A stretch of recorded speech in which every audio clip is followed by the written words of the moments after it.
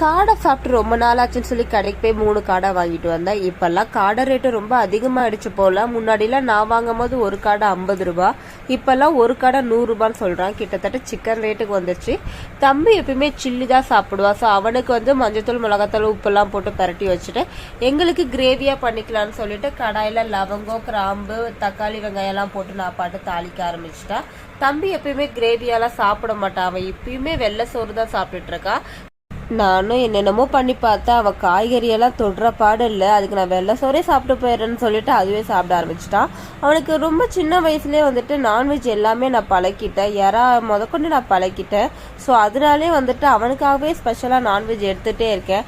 எனக்கு இந்த கோழிக்காலை விட இந்த காடையோட காலு தான் ரொம்ப ரொம்ப பிடிக்கும். அது ஏனே தெரியல. காடை நீங்கள் சாப்பிட்டு பார்த்துருந்தீங்கன்னா மறக்காமல் கமெண்ட் பண்ணுங்க. நிறைய பேர் வீடியோ பார்த்து சப்ஸ்கிரைப் பண்ணாமல் இருக்கீங்க. கொஞ்சம் சப்ஸ்கிரைப் பண்ணிங்கன்னா எனக்கும் சந்தோஷம், பார்க்குறவங்களுக்கும் சந்தோஷம்.